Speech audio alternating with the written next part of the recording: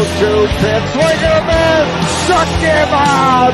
The Philadelphia Phillies are 2008 World Champions of Baseball. The 3-0 pitch. Swing and long drive. There it is. Number 500. The career 500th home run for Michael Jack Smith.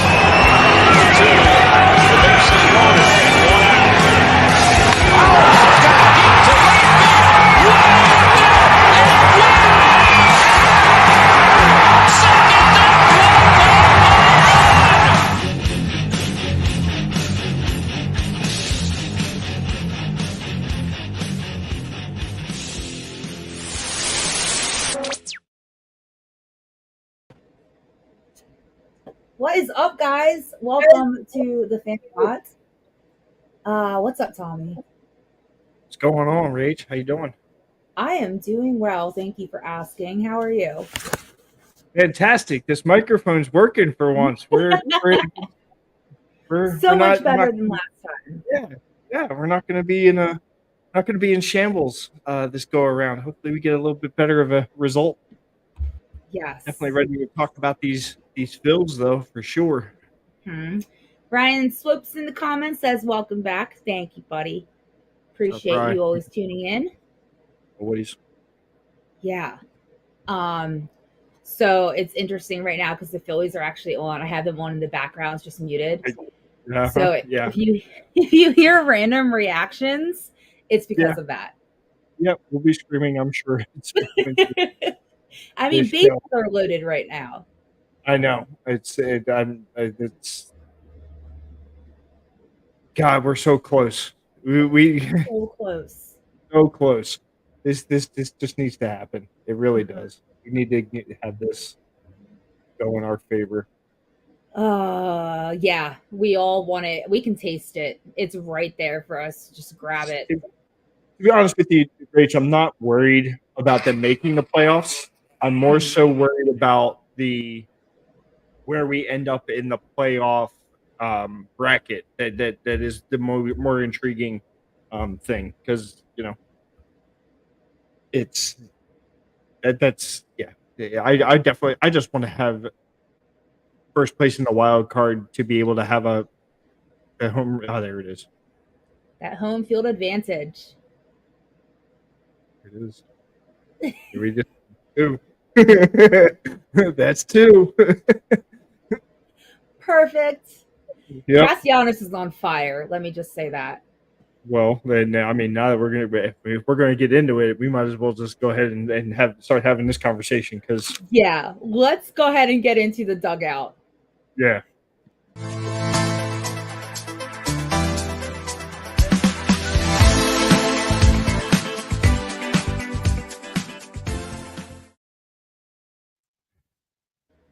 Dugout is brought to you guys by Righteous Felon. You can go to their website, www.righteousfelon.com, and use promo code OCSN for 15% off your orders for the best beef jerky around, and we really mean that.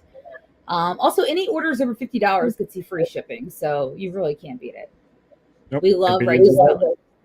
Yeah, and starting to show up in stores in New Jersey and stuff. I saw Jesse was seeing it out and about in his travels, so very exciting. Get your hands on it. Yep, absolutely.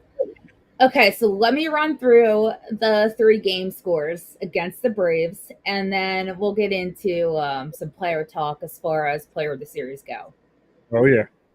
All right, so game 1 was awesome. The Phillies won 7-1.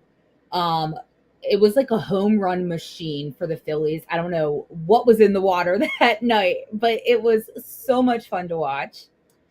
Game 2, not as much. Nope. Phillies lost 3-9 against the Braves. And I've got a lot to say about that as far as pitching goes, but we'll get there. Yeah. And then last night's game 3, the one to take the series, the Phillies won against the Braves. 6-5 was the final score. And it got a little scary there at the end, but they came through for us like we needed them to. Yep, too close for comfort, but it felt like it almost kind of felt to me like playoff baseball in a nutshell, just the way that it ended up ending and the way that it felt. So it was. I was actually going to ask you that. It Yeah, really felt like a playoff game. yeah, it did, and I think honestly, I think we've talked about this, especially last year. As we start to wind down into these portions of the season, it's hard for some of these games not to feel like it, especially when we're in a playoff race the way that we are. Almost every game is going to start feeling like a playoff series the rest of the way out, I think. So, these games are going to be huge. So, Yeah, we're off to a good absolutely. start already tonight. So, let's keep that going. Yes. And Ryan, I see your comment, buddy. We will try our hardest to keep spoilers at a minimum. I understand what it's like to be a streamer, and you're definitely behind. So it sucks, but we'll try our best. We will try. Yep. But, anyways, I know who I have as player of the series. You probably have the same person, but let me ask. Yeah, it's Casty. It has to be. Three Has home to runs. be. Yeah, 3 home runs in the 3 games. The 2 yesterday ended up proving to be essential with the way that that one was shaken out, because it ended up being a little bit of a back and forth. So yeah, Casty coming through with 2 clutch home runs yesterday, and then obviously he had that home run in the first game when everybody else was getting hot with the bat. So yeah, no, Casty by and large is the MVP of the series, in my opinion. Absolutely, I would 100% agree. Also, he had that game-winning out in yesterday's game, and then threw that ball home, which saved a run. So all around in my book, Castellanos showed up exactly when we needed him to, and I feel like he's really seemed comfortable being like in the 7th spot. Yeah, I don't know. I don't know what Rob's thought process was there. Obviously, it was a shift from the norm for him, and yeah, it's proving to be fruitful for him, at least at this point in time. But it's with the lineup built the way that it is, and the it's it's just about seeing the pitches and taking what the pitcher's giving you, and it seems like Casty finally started to figure it out, or at least he figured it out against the Braves this past series. I mean, hopefully, and it looks like we're off to a good start now. I just hope that it's something that he can maintain and keep seeing the ball well enough to be able to do it, as long as he doesn't reach, because he tends to do that when he starts to get into some of these situations. So I'm just hoping he doesn't fall into old habits and reach for things that aren't even across the plate. So. Yeah, I'm curious if maybe being in the 7th spot kind of took some pressure off of him a bit. Yeah. I mean, I guess with him being what he was the 4 for a little bit, and then shifted to the 5, and yeah, I mean, things have been the lineup's been fluent for a while now. These guys rotate into different various things on a regular basis, because Rob I guess he's always up for trying new things, just because you never know what kind of flavor of the week we're going to end up getting from some of these guys. So, I guess whatever works, you take whatever you can get. If it's working for him being at 7, but tonight, is he even? I don't even think he's batting 7 tonight. I think he's pretty high up in the order. I think he is higher. Yeah. I think he's number 4. Maybe he's like 4 or 5. Comments real quick. Hi, Ron. I see you, buddy. Thank you for tuning in. And we've got Shane back this week. He says, "Where the F is my guy, Pache? He can come in clutch every so often." You and your canned meat, dude. Yeah, right now he's not needed. He's not somebody that we need to include into this mix. I think we're in a good spot with where we're at. So yeah, I agree. Sorry, Shane. Yeah. It is what it is. Yep. All right. Well, with that being said, let's go ahead and get into pitcher's poison.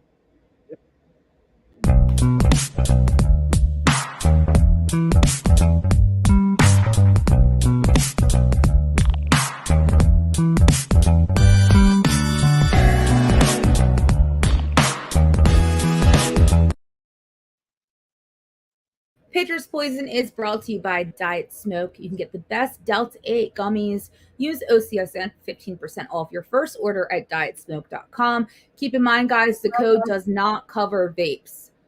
We've had a couple people ask about that. It does not. Take it from me. The gummies are amazing. Absolutely amazing. It gets the job done. You won't have any complaints. Take it from me. That's Definitely. All right. So game 1, Wheeler was out there dealing. He got the W. He is now 12-6 this season. So good for him. Yep. I was a little nervous at first, but he pulled through. He went 6 full innings. He gave up 3 hits with only 1 run and 1 earned run. He walked 2 guys, but he had 5 strikeouts and only 1 home run. He threw 99 pitches, and his ERA is now a 3.63. I am very pleased with Wheeler. How are you feeling about him, Tommy? I'm in a good spot with this guy. I think that he's the clear number one, the number one starter for us right now. Rolling into the playoffs as we get into as we start to get into this playoff run, we're going to be cutting the rotation down to 4, and he is the by and large clear number 1 for this team. So the Wheels, I have no concern with this guy. He's, like you said, he's wheeling and dealing like crazy. It did surprisingly. I'm actually kind of surprised that he had only 5 Ks, but I guess take it where we can get it. If you can get these guys to hit into outs, I guess you can't really complain, right? Absolutely. I definitely feel the most confident with Wheeler on the mound. Yeah. Shane brought up a comment, which I'm going to wait for game 3 because me, I sent out some Snapchats about that. I got that one. Yeah, that one was yeah, so we'll get to that. But Wheeler did fantastic. So coming in for him was Soto, who went 1 inning. He had 2 strikeouts and 12 pitches with an ERA of 4.82. Tell me. I need to know what this expression is about. This guy is... If you were to look up inconsistent in the dictionary, this would be the fucking guy that would be the picture. Because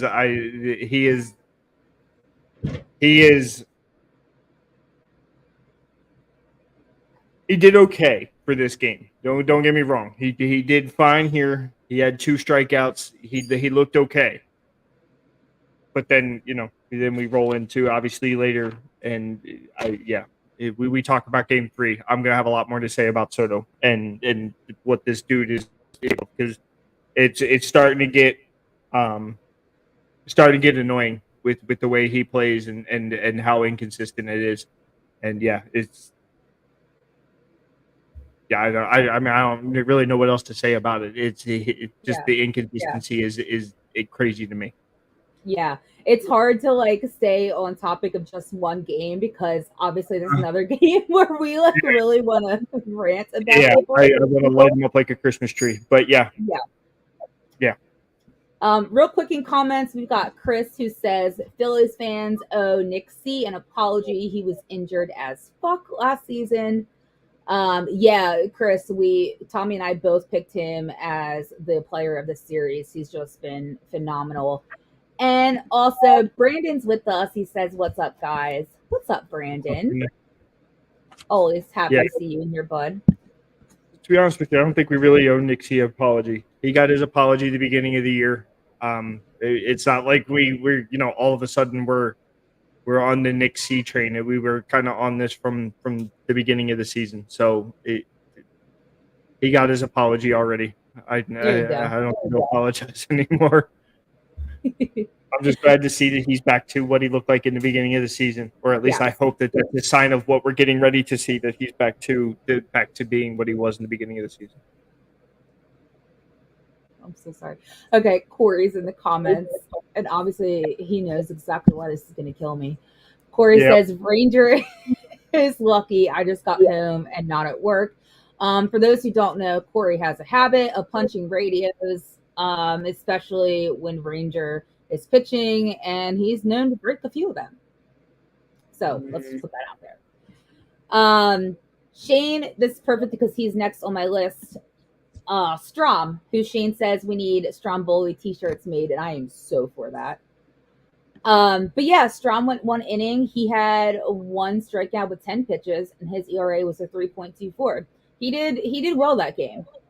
Yeah, it was effective. I mean, he got the 3 outs that he needed to get. It was only 1 strikeout, but yeah, to do it in 10 pitches is about as good as you could ask for, right? Yeah, absolutely. No complaints there. And then to finish out the game for pitching, we had Covey come in, who also went 1 inning. He did give up 1 hit, but it didn't make a difference. He had 1 strikeout, and he threw 21 pitches. His ERA is a 3.95 after game 1. Yeah. Yep. That was once again. He obviously it didn't call for a save situation, so obviously we weren't going to bring in some of these other guys. So he came in, he was effective, he was able to get the last outs of the game, and he didn't let up a run. Again, that's all you could really ask for. So yeah, he got the job done. He did exactly what we needed him to do. Exactly. Absolutely. All right, let's move on to game 2. This one was not that fun to watch. So, yeah, Sanchez got the start that game. He also got the loss. He is now 2-5 for his season. He only went 4 innings. It was to be expected, but still. He had 7 hits, 3 runs, 3 earned runs. He walked a guy. He only had 2 strikeouts, and he also gave a home run. In those 4 innings, he threw 60 pitches, and his ERA is now a 3.55. Thoughts on Sanchez? Thank God it's towards the end of the season, and we're going to be cutting this down to 4 starters because he ain't it. He's going to end up. He's going to the bullpen. He's going to end up coming out of the bullpen and trying to be effective in that regard, rolling into the playoffs. But he is not it. Not the guy. Yeah. Shane says, "Give him a dirty Sanchez." Yeah. He's had 2 losses in his last 5 starts. Yeah. I mean, and the one game that he did get the win, he only pitched 5 innings and let up 4 hits. But I mean, it's just he doesn't go deep into games. He's not effective as a starter. Oh crap! They're already looking at him. Yeah, Corey says those need starting pitching next year. Sanchez, Lorenzen, and Granger ain't the answer. Yep. Yeah, unfortunately, I absolutely agree with that. Yep. Yeah. Sanchez is not it, and obviously the next guy we're going to talk about definitely ain't it. So interesting saying that Sanchez should be in the bullpen because that's exactly what happened to Lorenzen. We went from a 6-man rotation down to a 5-man rotation. Lorenzen got the cut, deservedly so. Let me go through his numbers, and then I'm sure we've got a lot to say. He went 0.1 inning. He was supposed to be the piggyback guy for Sanchez. I mean, former starter. This should have been a no-brainer. Easy peasy for him. He had 3 hits, 4 runs, 4 earned runs. He walked 3 guys, no strikeouts, 37 pitches. His ERA is now 4.29. Lorenzen is terrible. Terrible.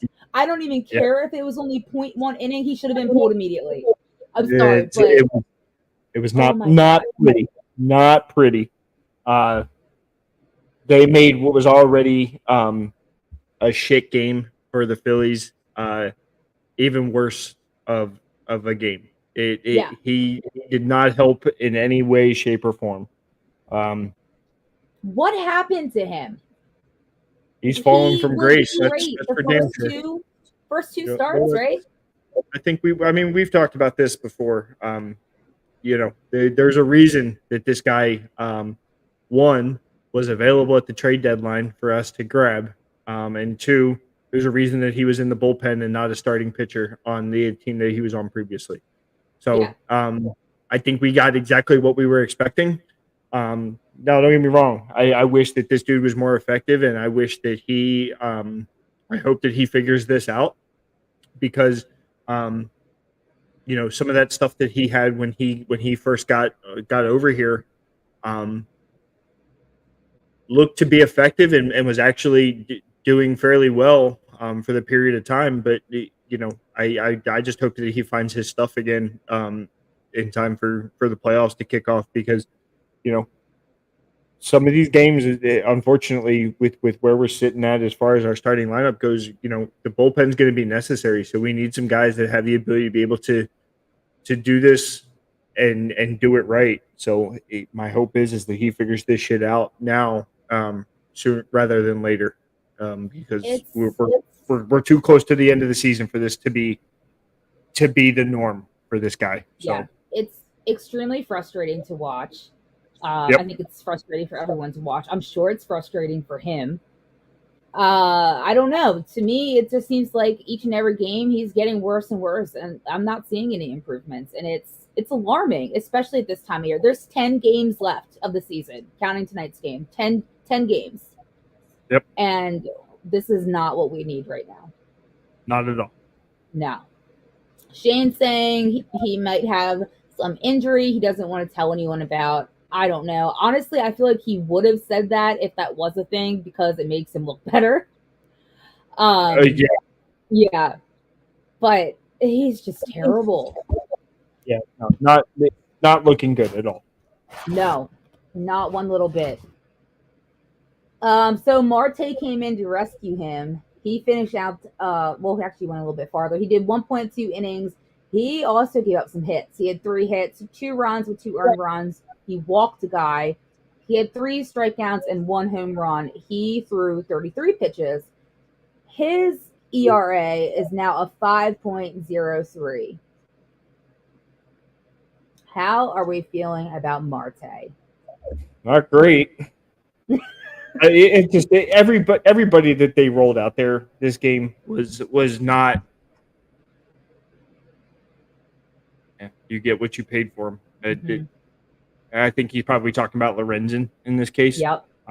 But yeah, I mean it precisely, and I think this is exactly what you could say with Marte too. You're getting what you pay for.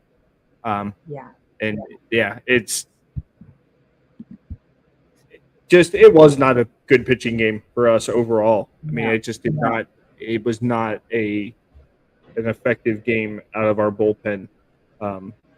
When we knew that we were going to need it, because we know Sanchez isn't going to go deep, and and none of these guys came out of the bullpen and took control of the game at all. No, not that it really would have mattered because it was a shit game on the offensive side of the ball, or the offensive side as well. So I'm sure we'll be getting into that here shortly. But yeah, it just did not effective at all. No, not one little bit. And it was just so disheartening to watch because the first 2 already sucked, and then he came in and he was also bad, and it was just not fun. And especially up against the Braves, you definitely want to prove yourself. I mean, they're the best team in all of baseball right now, so it just felt embarrassing as a fan to watch. Yeah, I mean, embarrassing is definitely the word. I think is probably the best way to explain it, but it's also kind of highlighting why we're kind of in the position that we're in at the moment. Rolling into this and getting ready to we're approaching the playoffs and we still have not locked up the number 1 seed, and a lot of it has to do with the fact that I think we lack in the department of pitching. And I mean, going forward, let's say we win the first series, we're ultimately going to end up having to play the Braves again. And this lineup is disgusting. It's not somebody that is not a team that surprisingly we actually ended up winning the season series against these guys, which is shocking as shit to me with the lineup that the Atlanta Braves have. But it it definitely has to raise some level of concern for us in that regard, that the bullpen is in such shambles, and as shitty as I think we all kind of anticipated that it would be. We were hoping that our starters were going to be able to go deep to provide us with the opportunity to not have to use as many bullpen players. And it's kind of why Sanchez is going to end up being the outside looking in, because he's not effective in getting deep into these games, and we end up having to go to the bullpen a lot sooner than we need to. So, yeah, we're in a tough spot if we end up having to go to the bullpen early and often as we approach into these playoffs, and that's going to be the shitty part. So. It's scary to think about, especially at this point in the season, because this is when we need perfection, and we are getting the complete opposite. Yeah, exactly. Corey says the inconsistency is what is killing the Phils. Yeah, because it's not just inconsistent with pitching. 1 minute the offense is red hot, and the next minute they're just ice cold. So I absolutely agree with that comment. It's just inconsistent all around, and it is very frustrating. That's not what we need right now at all. So to finish off that game, Kobe came in. He went 1 inning. I mean, he walked a guy, but it didn't even matter. It didn't make a difference. He went 16 pitches, and his ERA went down to 3.86. I mean, Kobe was doing in both games exactly what we needed him to do. I have no complaints about that right now. Yeah, I mean, he did. He was probably the most effective on the day. I mean, Dominguez, he's kind of pissing me off too with his inconsistencies. I think something's actually. Dominguez? I totally forgot him, didn't I? Dominguez, but I mean, Dominguez and Covey, they both went 1 inning. Dominguez threw 11 pitches. His ERA is a 4.02. Yeah, he's also been struggling, but luckily he got in and out of that inning, so it wasn't that big of a deal. But he's also been very frustrating to watch, especially when you think about him at this time last year. He was kind of like the one that we felt most confident with in the bullpen. He was on fire. So we haven't seen that at all. Right. That was the guy. Like, we're calling him the guy last year. And, I mean, he got the, fly out, ground out, line out. I mean, he got the outs that he needed to get in this one. But I think this has probably been his best pitching game, and he only went 1 inning. It's been his best game in I think, 3 or 4 games that he's actually been playing in. This is by far been his best one, and it was only 11 pitches. So it's I guess what it comes down to is you have to put Dominguez into a situation where he's not going to be expected to prevent a loss. You have to already be losing in order for him to be effective, I guess, is the best way to use him. So it's no pressure on him. Yeah, it's frustrating and starting to piss me off, and I hope that he figures this shit out too, because he's going to be one of them guys that I think is going to end up being. Yeah, Shane makes a good point. I mean, it is hard to control a 100-mile-per-hour fastball all the time, but I mean, like, devil's advocate too, though, that's his job. I mean, he is a pitcher in the major leagues. That's what he's there to do. If he can't do it, then why is he there? Precisely. I mean, what good is a 100-mile-per-hour fastball if you don't have the ability to be able to control where you want to put it? Yeah, that's the beauty of having that is all well and good, and I mean, what team wouldn't want to have a pitcher that can throw 100 miles per hour? But if it's not getting put over the plate, it's not going to matter. Now this one ended up being pretty good. I mean, he wasn't all over the place as far as the.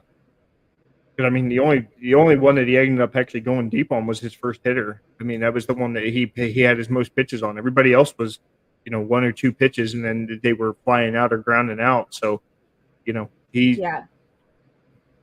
this was probably the best control that he's had in a while. He was definitely throwing some heat on some of these, but he was fine today. The defense definitely helped pick him up. So they were all working for him, which was great.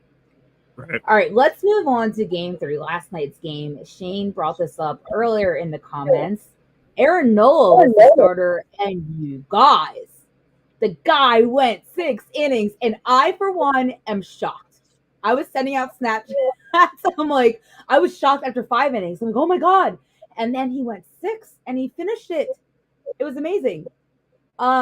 He had Longest game in 4 games. He's yeah, only went 4 innings the previous 3 starts that he had. So yeah, it yeah, was shocking. huge. It was amazing, and it's exactly what we need from him, which we have not seen at all this season. But I mean, he had 6 hits. He only had 2 runs and 2 earned runs. He had 8 strikeouts, so good for Nola on that. Yeah. And he threw 94 pitches in 6 innings, which was impressive.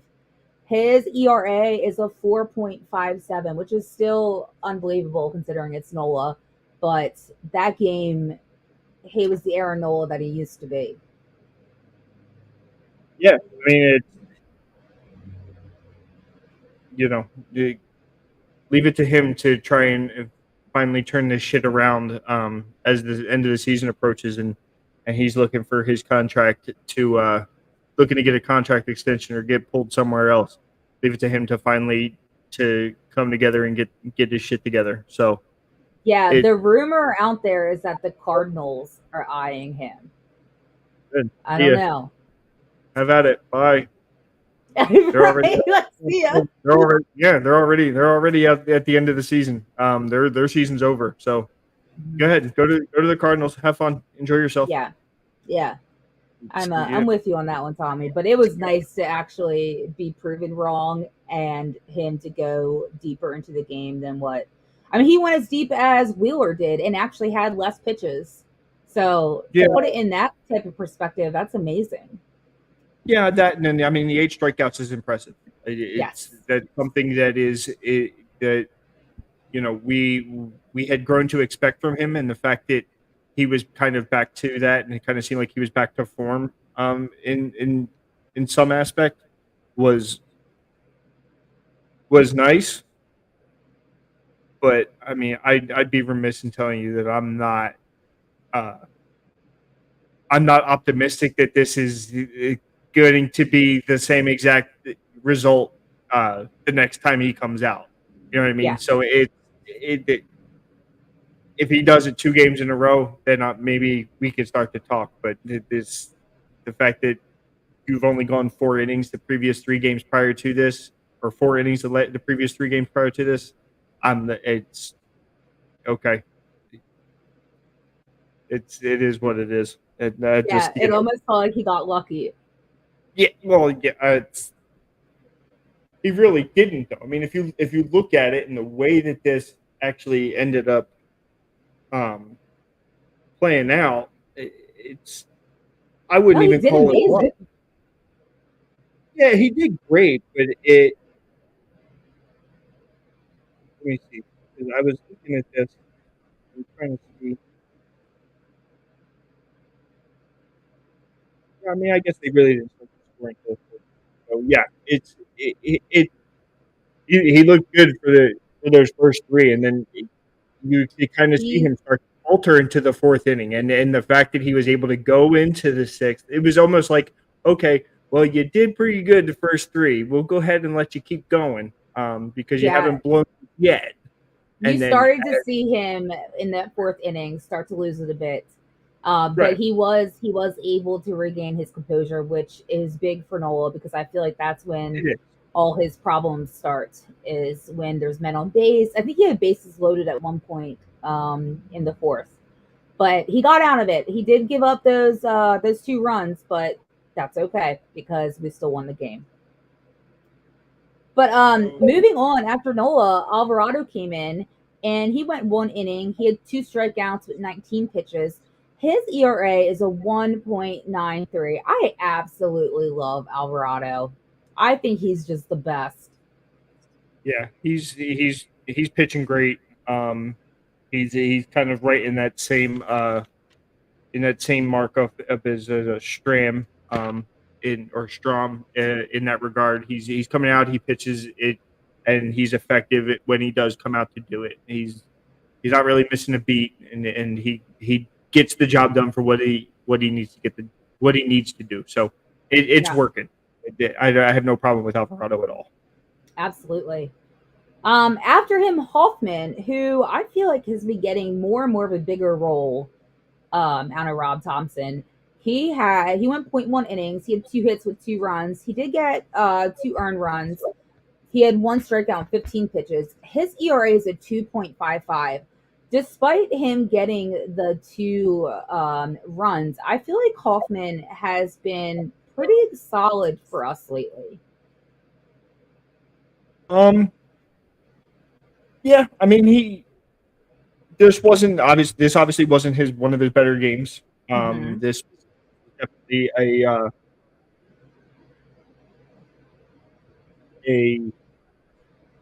won't say a step back, but I don't think with how close the game was, Rob didn't really give him an opportunity to try and get himself out of the jam. Once that run got scored, it was like, oh well, he's got to come out now. Like we got to take him out now, and I think it kind of does a disservice to Hoffman in a nutshell, because we need people that are going to be able to bounce back from some of these situations, because some of these guys are not going to be available from one week or from one game to the next as we roll into the playoffs. So I was actually kind of hoping that they would have kept him in, especially because they bring in the other fucking guy that I really don't want to. Never mind. We're gonna hit on that one, because they obviously I've already kind of made my point with him, but yeah, I wanted Hoffman to go a little bit deeper, but I get why they didn't let him go deeper. So yeah, I absolutely understood why he was pulled, but also when you think about it, this was his first time pitching in the series, so I was a little shocked they didn't let him go a little bit longer because of that. But at the same time, it was a very close game, so I got it. Like, I get it. Yeah, right, and that's what I'm saying. I think it's just because it was so close. They had to go. They were in a spot, so I get it. And I am totally agreeing with Shane right here. He says, bottom line is we have no ace. Pitching sucks. Pretty much sums it up. Yeah, I mean, we're in a spot. Yeah. So, Tommy's favorite guy, Soto. Your face. He went 0.2 innings. He had 1 hit. He had 1 strikeout. Only 7 pitches, thankfully. And ERA is a 4.76. Go ahead, Tommy. I guess all I can say is that he got us out of the inning. True. I guess when you're put into a spot where you have a runner on base, you have to come in and you're expected to get these 2 outs. It puts you into a spot. You got the guy to ground out into fielder's choice, and they were able to get the lead runner. But then, then that guy, he let up that double to Ozuna, and I mean, he struck out the next guy, but it's this guy is, the inconsistencies just drives me crazy. I think your demeanor and your face pretty much sums it up when it comes to Soto. You don't even need to say words. Yeah. All right. Well, after him, Kimbrel came in, and he was actually awarded the win. So he's actually 8-6 now for the season. Yeah, he went 1 inning. He had 1 walk, 1 strikeout, 14 pitches. His ERA is at 3.23. Kimbrel, I mean, I feel like he has been struggling more definitely than what he was earlier in the season, but I still feel really confident and solid with him. Shane, you just saw your comment and it just showed up on my TV. Yep. Yeah, I just saw I'm just going to throw it. I'm not going to say it in case people are listening, but I'll throw it up there. Yeah. So Kimbrel's really starting to frustrate me. This pitch clock violation shit. I don't know how this dude after 162 games. Now, granted, he didn't pitch in all 162 games, but I don't know how this guy cannot figure out what the pitch clock is when it is that he needs to set up and how it is that he needs to approach this, because he's got the most pitch clock violations in all of MLB, and I think the next closest guy is like double digits away. Yeah. I don't understand why he puts himself into this situation. Now I get it. You know, I have my own contention about this whole pitch clock thing. I find it kind of to be. Well, I understand the purpose of it. If you're trying to bring new people in to watch the games, I hate to break it to you, but it's 162 games in a season. Nobody's going to watch every fucking game like most people do, like devoted Phillies fans do. So you doing the pitch clock violation to try and appease 2 or 3 people to come to a game because you shortened it by an hour is one. But at the same time, if the rule's there, you need to figure out how to get around it. And every other pitcher has seemed to figure out how to do it except for this fucking guy. And I don't understand why. Yeah, I mean, he's been like that all season, right? But yeah, the thing is like he does seem to bounce back from it and make it work to his advantage. But I definitely get what you're saying. It is frustrating just because that something little like that could cost you a game. Well, and then that's what my point is. It's the fact that it's the difference between you having a ball or a strike, and you potentially, if you do this shit. Now, my thing is he knows how he has to set up. He does his arm thing. He does his whole setup. He knows how long this shit takes. So why are you starting it so late into the pitch clock if you know that it's going to end up being a problem for you because you take so long to set? So it's now, don't get me wrong. I think that some hitters play this to their advantage, and they don't look at him till the last second. You know what I mean? He's not allowed to start his whole process until they look at him. Like that whole thing that needs to get figured out. It's kind of stupid, but at the same time, to the fact that it's double digits away from the next closest pitcher that has pitch clock violations is astounding to me. Mm-hmm. Makes sense. So that's the only thing that pisses me off with him. But for the most part, I mean, he's effective when he comes out.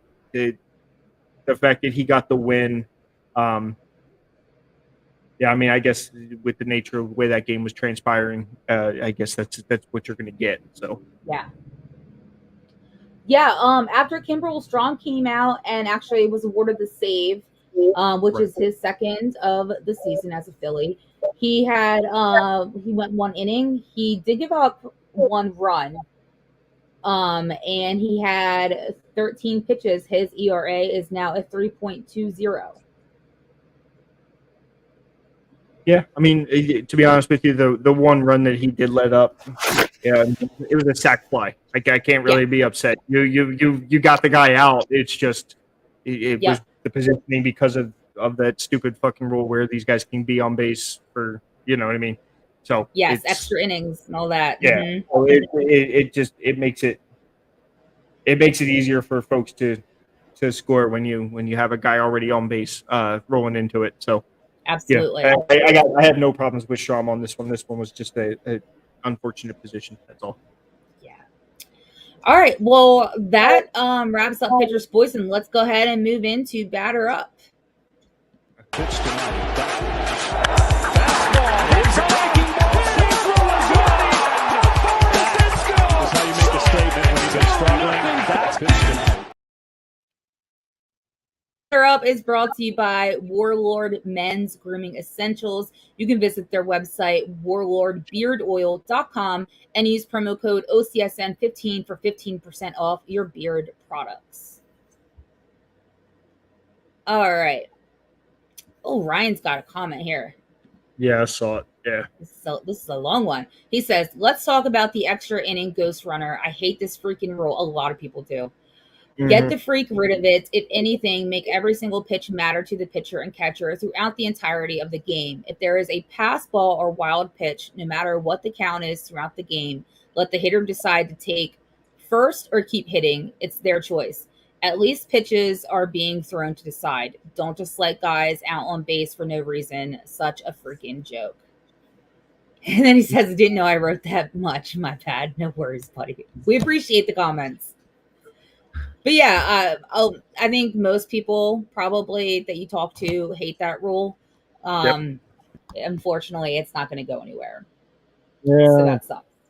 Yep. It's there to stay. But all right, so first up, we got the Schwarbinator. He had 11 at bats with 2 runs and 2 hits, and also 2 RBIs. He gave up, or gave up. He had 1 home run. He was walked 3 times. Mind you, he's the second most walked player in all of baseball. He had 6 strikeouts. His average right now is sitting at a 197. This man cannot break into the 200s. He did last I think it was like 2 series ago. He technically got into the 200s, but then he quickly lost it again. Yeah, but then he strikes out fucking 7 times in a row. I mean, it's just like he got a home run, but to be fair, everybody was getting a home run in game 1. So the dude was throwing up he was throwing up snowballs and people were crushing it. So yeah, I mean he did okay. Another solid outing for him. He's getting on base, and I guess that's what you want out of your leadoff hitter, right? You can't really argue with people or argue with the result if that's what we're expecting him to do. So yeah, I completely agree. Shane says Turner was crushing it until yesterday, so let's go ahead and talk about him. He had 12 at bats with 1 run and 2 hits. He had 1 walk and 2 strikeouts. His average went down this series to a 267. I mean, how are we feeling about that? It wasn't a good series for him. It was not. His 2 hits were in that first game. The 1 run that he had was because I think he ended up getting on base because he got walked. So he's not. Yeah, not a good series for him. But I'm not too concerned right now. Talk to me after this series or 2 after the Mets and the Pirates when he's got the ability to go up against some teams that are not as equipped as the Braves are, and maybe we can discuss it. But yeah, I mean, just not a good series for him. That's all it boils down to. And I'm really hoping that it was just maybe a one-time thing like with the series, because we are going to see the Braves again. Let's be honest. So is that something that we're going to have to worry about with Turner? I hope not.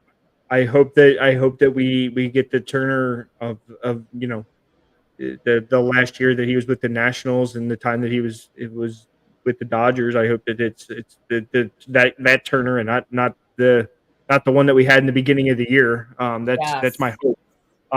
But yeah, I mean, it's just not a good series. Prior to this, he was doing fine. He did good against the Marlins. It wasn't a bad series for him against the Marlins. But yeah, it's just one of them things. Hopefully he figures it out. Yeah, I really hope so. Let's move on to Harper, who Shane is calling a superhero walking miracle. That's hysterical. Harper had 12 at bats as well. He had 3 runs with 2 hits and 4 RBIs. He had 2 home runs, walked twice with 3 strikeouts. His average is a 287. Yeah, Harper's Harper. Superhero about sums it up, and I don't know that you really need to even have a conversation about it. Dude is a let's just say I'm happy that he's on our team. Yes, I think that we all are. Yeah, Shane, I agree. He says that he lives for clutch moments. It definitely seems it's when he just does best when he's under pressure. I think he really does. Yeah. He thrives under the pressure, and I think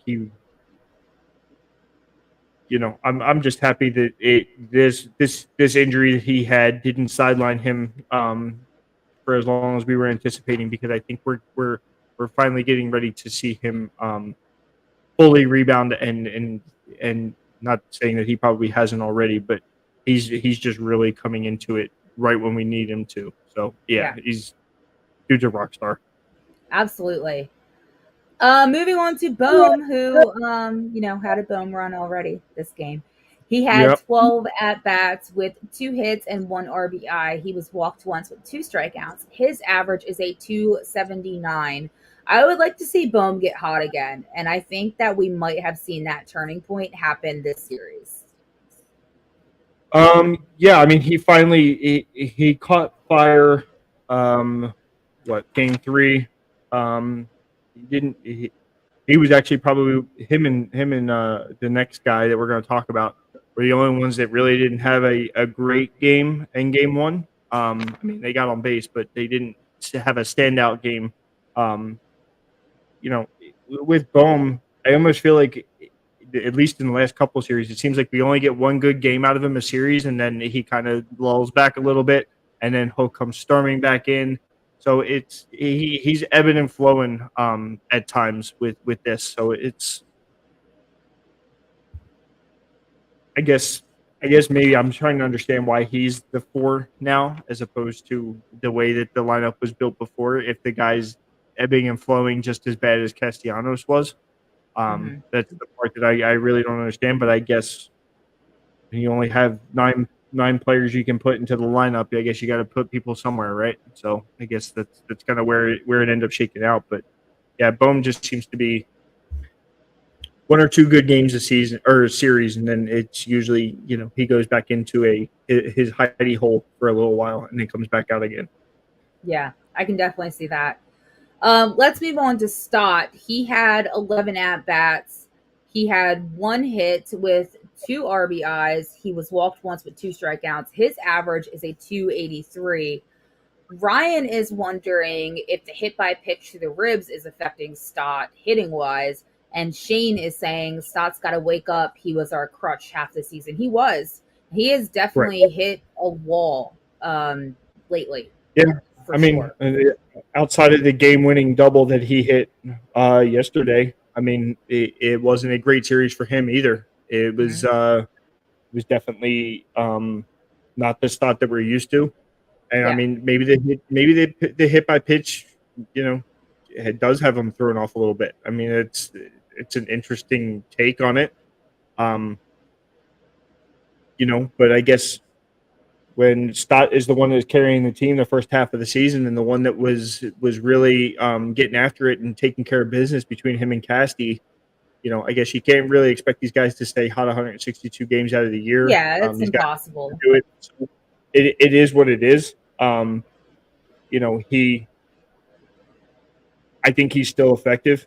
He came in clutch yesterday, so I guess it sucks, and it kind of goes back to what I was saying with Bohm. It almost seems like Stott's kind of in that same boat where we're getting maybe one good game a series, and then he goes back into his hole for a little while too, and then he'll emerge back again. The only upside to the fact that we're playing 2 teams here at the end of the year that they're already mathematically, I think, eliminated from the playoffs. If they're not, they're going to be one of them will be mathematically out at the end of the day today after the Phillies win.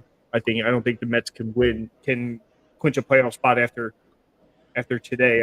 They haven't been mathematically eliminated yet, but it's I'm hoping that they use this game to get it, for all of them to get, 1, healthy, and 2 to get their stroke back a little bit. I'm hoping that Stott emerges back with that same hitting consistency we were seeing in the beginning of the year, because it was what was the hitting streak? It was up there. I know that. I think it was like 18 or something like that. It was wild. Yeah. So the guy that's been frustrating for me this season, like consistently frustrating, is Real Muto for me. He had 7 at-bats with 1 run and 2 hits. He had 1 RBI and 1 home run. His average is a 248. But why is Real Muto only really performing in away games? I mean, yeah, Is I it the wouldn't 4 even call. kids? To be honest with you, I wouldn't even call it performing well in away games. He is underperforming. Period. Underperforming all year. It's quite Yeah. easy for him. It's not great. I think that he is in a Shane's reading my damn mind. It's I guess fortunately we pay him to be the best catcher in baseball, not necessarily the best hitter. So as long as he keeps calling good games, I guess I can't really be pissed off too much. I But will be. I I'll definitely be pissed off. I definitely want JT, the JT that we're used to seeing, not the JT that we've been. Yeah. It's not a good look through the whole year. Very up and down. Yeah. It's And frustrating. and I can't even say that I do we even say that he got hot at one point, because I don't think that he ever did. I don't know that there was No. ever a time there where he was constantly on. It was just kind of, oh, hey, he did a thing, and then it kind of, you know, yeah, it's frustrating. Fortunately, we got 8 other guys that have the ability to be able to hit the ball around them. It's a little soul patch on his chin. Get rid of that shit. Let's go with that, Shane. It's all the soul patch's fault. Like it. Yeah, we'll go with it. That's what we're going with. I like it. I mean, to be fair, both Harper and Stott have shaved, so it's JT's turn. Correct. Let's do it. The only one that hasn't shaved is Marsh. Oh, God, please don't, Marshy. Please don't shave. Let's move on to Castellanos, who we both said was the player of the series. The man he was amazing against the Braves. Yep. He had 11 at-bats. He had 4 runs, 3 hits, 4 RBIs, 3 home runs. He was walked once, and he had 5 strikeouts. His average went up to 272. It was great. He was great. He was great to watch the whole series. Like I said, I think he's finally seeing the ball again and back to his oh Jesus. Yeah, Shane's making an Eagles reference of Nick Foles, but Shane is saying Castellanos is the new Big Dick Nick, which is hysterical. But yeah. Yeah, he's I'm happy with where we're at with him. He's back to where he was at the beginning of the year. Just hope that it continues and that consistency it maintains. That's all. Yeah, I really like him lower in the lineup. I just feel like that changed something with him. I really do. I hope he stays there. Yeah, I mean, Rob is obviously he'll change this shit up about 100 more times before the playoffs start. We know that. Hopefully we get to a good spot, and you know, if he's effective and he's doing his job where he's at, I mean, leave him at 7 and let's keep rolling, because absolutely. I'll take the hits wherever we can get it. It's up to the next guy's up to success. Next up is Marsh, who had 7 at-bats. He had 2 runs, 5 walks, which was the most out of anyone, it was the most out of anyone on the team this series. He had 4 strikeouts, and his average is now a 279. Marsh has also kind of been in that same boat with Stott, I feel like, where he's just kind of been lagging a little bit. He's lagging, but at the same time, the dude's getting on base. I mean, the fact that he got 5 walks, 5 walks is nothing to scoff at. So I'm happy with it. But yeah, he's definitely seeing the ball. He just ain't hitting it. I guess is the best way to put it. He's, you know. Yeah, Shane said he draws a lot of pitches. He does, which is a good thing, because we love getting the other pitcher to be tired. But Yep. I mean, that's what you want, right? You want these guys to go deep against these pitchers and wear these guys out, and it's going to be something that we're going to need to do in order to be able to compete against some of these other teams going into the playoffs, because our pitching is not going to help us get anywhere with that. So having these guys actually taking these pitchers deep into the count will be huge. So yeah, I just hope he maintains that same effectiveness at the plate. Just hope that he can try to figure out how to hit the ball as well. I'll take a walk or a hit, just not a strikeout. absolutely. Yep. So next up is Rojas, who also had 7 at-bats. He had 3 runs with 2 hits and 2 RBIs. He had 1 home run and 3 strikeouts. His average is a 301. I get so happy when I'm going through the lineup and I see Rojas in there instead of someone like Cave or, sorry, Shane, but like Pache or whatever.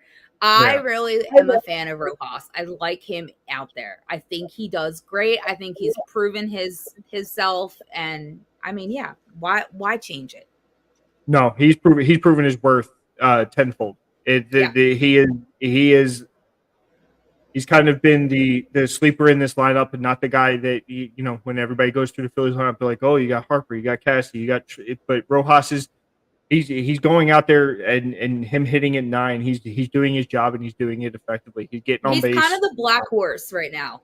Yeah, exactly. Yeah, exactly. That's the best way to explain him. He's that guy that not everybody's talking about, but it's somebody that rounds out this lineup nicely and is not a schlub. He's not a Jake Cave.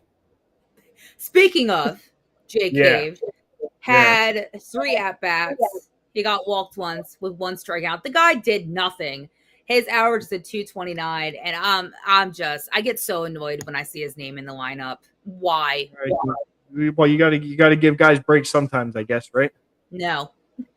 No. Okay. Never mind. I mean, logically, yes, Tommy, you're right, but still, I'm gonna say no. Yeah, no, I got you. It is what it is. I mean, he is definitely not the guy that I think I would. I hope that we don't continue to see this and get rolled out there. And by roll, I mean, I think after this year, you're actually going to physically have to roll him out there in a wheelchair because he's that old. So so it's no. JK, he can back to the minors for your 40th year or whatever the fuck it is. I don't know how many years. Yeah. Pretty close, I think. Yeah. We're close. Yeah, to finish up the batter up, we have Stubbs, who has also really been struggling. He had 4 at-bats, and that was it. Zeros the rest of the way. His average is 196 right now. Stubbs has never had a career hit against the Braves, ever. Yeah, Stubby's on the struggle bus. Once again, he's become... He's the relief catcher, and he's the relief catcher for a reason.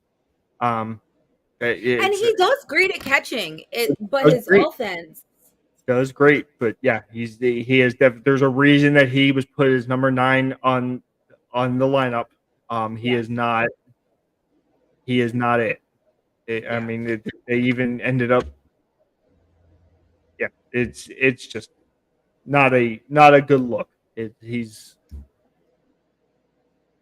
Definitely not. The part that sucks is if you look at it, and we already talked about JT, that means we don't have a catcher that can effectively hit. Yeah. At least not this season right now. And then that's the shitty aspect of it, because we need somebody who's going to be able to round out this lineup. Especially because Rojas, like we said, is kind of the black horse, and he's actually hitting, but our catchers are not exactly doing that right now. So yeah, definitely need more out of them as far as offense goes. Correct, but I mean, I love Stubby when he's behind the plate.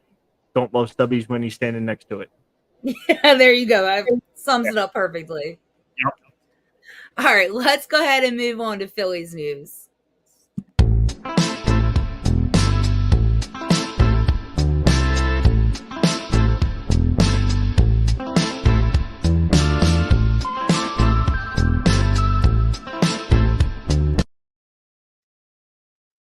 This is brought to you by Outlaw Beer. You can go to www.tivolibrewco.com and place your order today.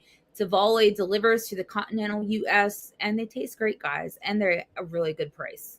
You can't beat it. You really can't beat it. Delicious. So, Phillies are now 83-69. Obviously, I'm not taking in consideration anything that happens in tonight's game. Right now, the magic number for the top spot is 7 games. To clinch it, we need 6 games. So like we said earlier, there's only 10 games left. So if we want to get 90 wins out of this, we're going to need to win 7, and we can only lose 3. I don't know if we're going to get there, Tommy. What do you think about that? The fact that there's only 10 games left and we need to win 7 to take the top spot scares the shit out of me. Yeah. Fortunately, the Mets have essentially went on a fire sale and got rid of pretty much all the talent that they had. So it gives us a good opportunity to, because 7 of our last 10 are against the Mets. So it's,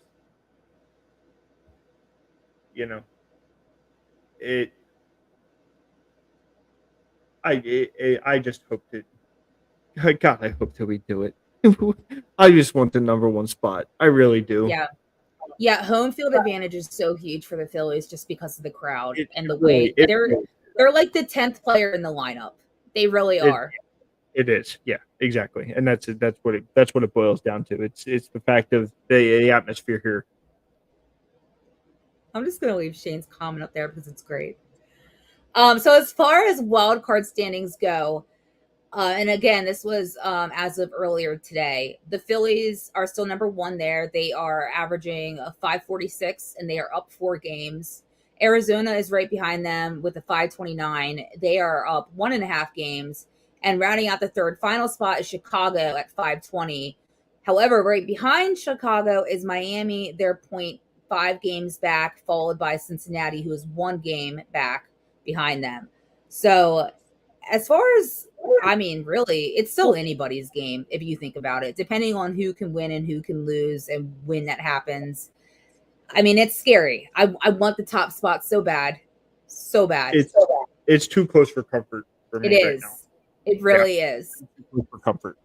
Yes. And it sucks. I hate being in this spot because that means I have to literally be watching my phone at all times to know whether or not I need to mentally prepare myself for slipping into a depression. No. Yeah. It's true, though. So true.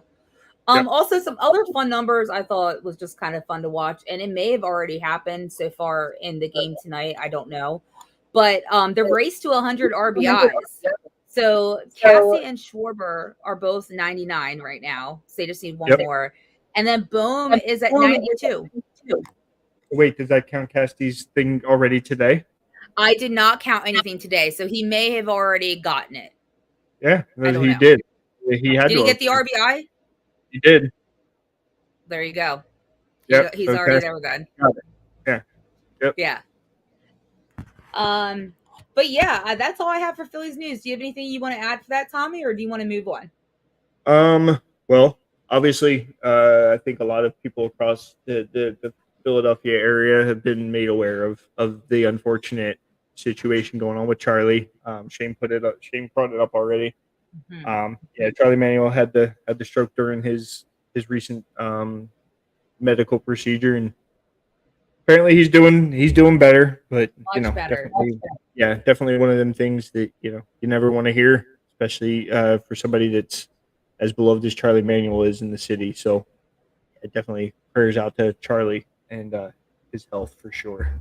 Yeah, absolutely. We've all been thinking about him and his family, and it's so encouraging to hear the improvement that he has made. So Exactly. let's hope that keeps continuing in the right direction. But we're definitely all still thinking and praying for him. Absolutely. Absolutely. All right, well then let's finish this out with Rachel's mom joke, shall we? Yeah, let's do it. You sound so excited. This one made me laugh a lot because, well, Breach, we they all know. all make you laugh a lot. Okay, All right. Thomas. What you got? What's the joke? All right. What do baseball players do when their eyesight starts to fail?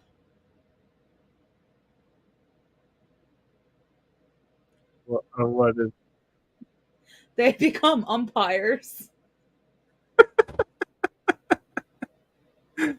I loved that one. If that isn't the truest, Right? It was yeah, perfect. yeah, Absolutely no, perfect. that's definitely valid. There's a reason we're going to robot umpires for Thank sure. God. Finally. Yeah. All right, guys. Well, that's what we've got tonight for the Phanlot. The Phillies are on right now versus the Mets. They are at home, so make sure to tune into that and to watch it. Also, follow Old City Sports Network. Watch Shane's comment. Watch all the shows and podcasts. Read the articles on the website. Make sure to check out Tommy for Birds the Word. And as always, go Phils. Go Phils. Bye, guys.